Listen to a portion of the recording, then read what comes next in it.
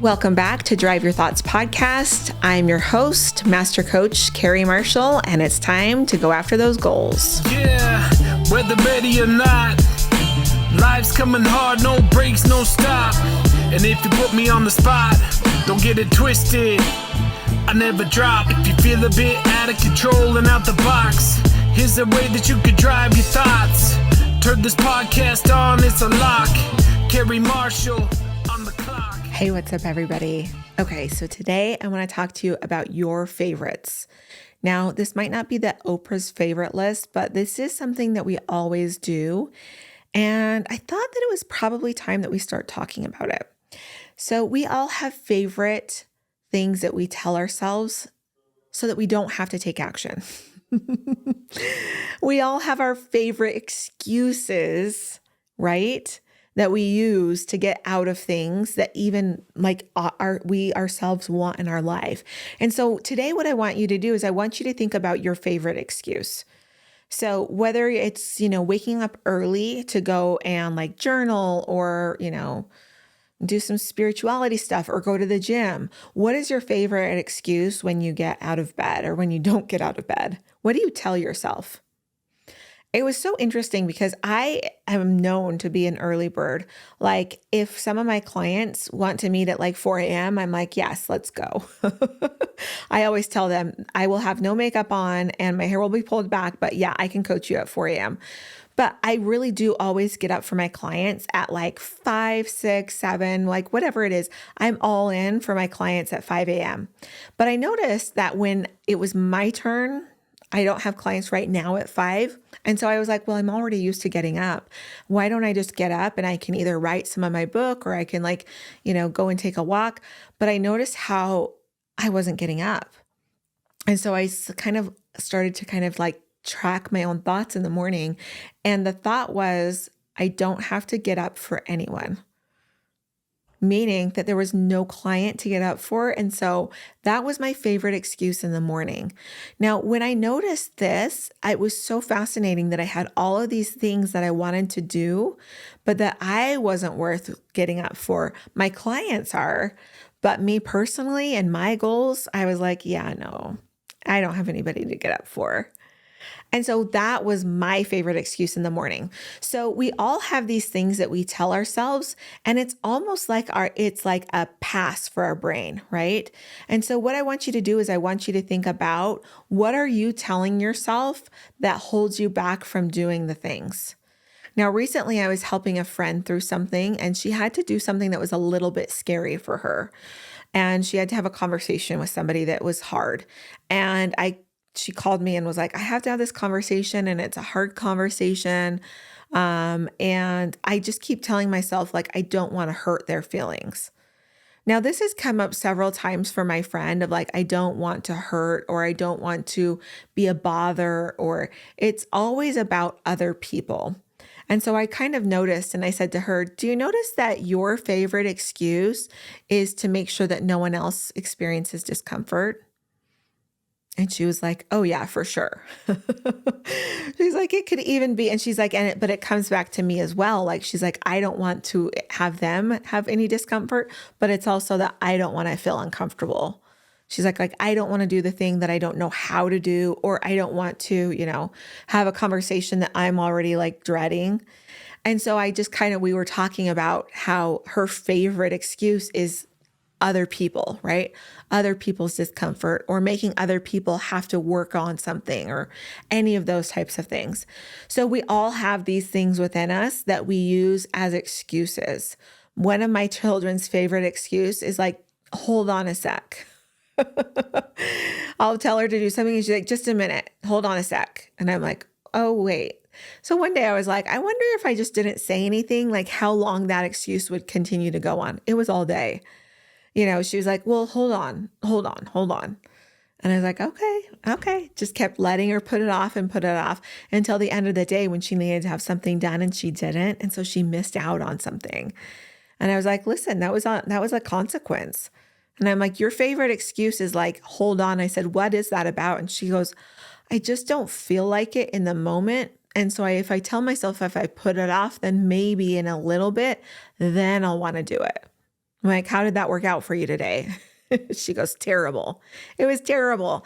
So that's what I want to kind of like offer is like, as we do this process, we're all going to have our favorite excuses of why we're not going to do something when we go after our goals. So if it's that you're kind of holding on to something like, this is too hard, I don't know how. I know that that's one that comes up for a lot of people.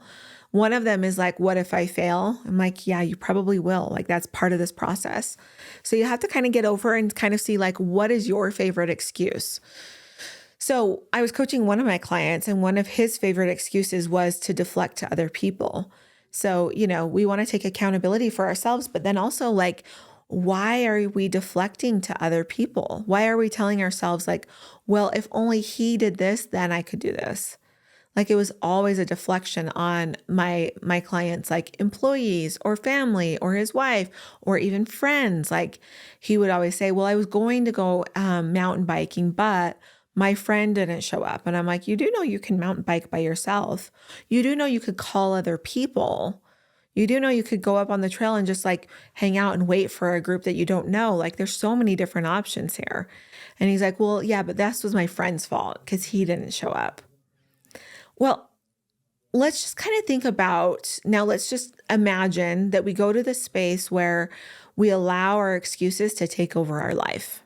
Okay. So I want you to think about what would happen if we let that just a second or not right now, or I don't know how, or like I said, deflecting to other people.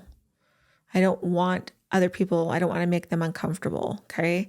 So let's take all of those excuses. What does our life look like if we lead our lives by excuses? I can tell you what my life looks like. It's not great.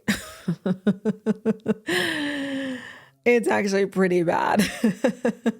I have those same excuses, right? Like that's part of it. Being an adult, being a human, like we all have excuses because our lower brain, our brain that is just in charge of keeping us alive, there's very few things in this life right now that are a threat to our actual physical selves, like our life. And so our lower brain gets really bored, but it also like doesn't want to do anything. Because once again, its job is to just keep us alive.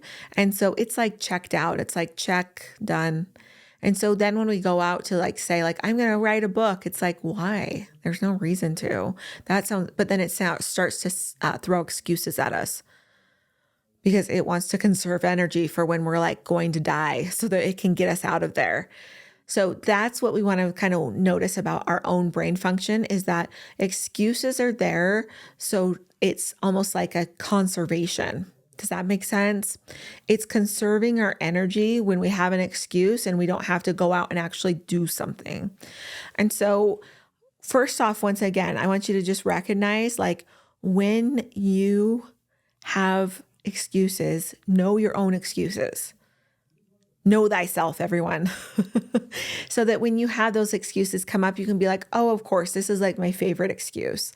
Like I have a list of excuses. And so then when it comes up, I'm like, this is like one of my favorite excuses.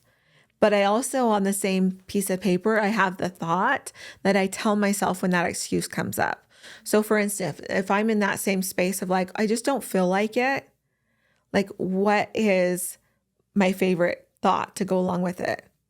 And my favorite thought that I could take to go along with that one is when I say, I don't feel like it, I'm like, you don't have to feel like it, sweetheart. You just have to do it. And it feels loving to me. I'm not saying it in a condescending way. It really does feel like super loving to me. And so when you can make and identify your list of excuses, now you can actually come up with your thoughts that can help you get back into action so that we're not just leading our lives from excuses. So I just want you to be aware of when your excuses are coming up so that you can then tell yourself and be honest and say like, I'm not going to let this excuse hold me back. I'm not going to let this be the thing that keeps me from my dreams, my goals, my aspirations for my life. Because when we can start to counterbalance those two things and we can identify our excuses fast, then we can go back and say, okay, I know that this is just an excuse. It's just the thought. It's one of my favorite excuses that comes up. So now what can we do? So make a list of your excuses, figure out what your favorite ones are, then make the list of the thoughts that go along with that so that you can get yourself back into action. Because what we don't want is we don't want you living a life from excuses. We don't want you holding back and getting to, like my daughter did, right? Pushed off everything for so long that then there were some really hard consequences that went along with putting things off. And that's what I don't want for your life. I don't want you to hit the time where the consequence is so great and painful that now we get into the I wish I would have. Never, friends. Never are we going to get to the I wish I would have. We're going to get to the I'm glad I did.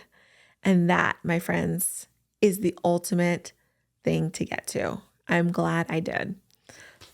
Hope this has been helpful, and we'll see you next time. Bye.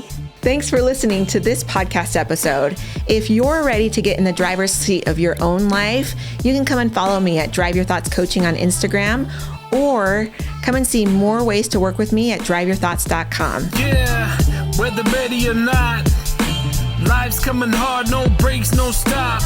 And if you put me on the spot, don't get it twisted, I never drop. If you feel a bit out of control and out the box, here's a way that you could drive your thoughts. Turn this podcast on, it's a lock. Carrie Marshall on the clock.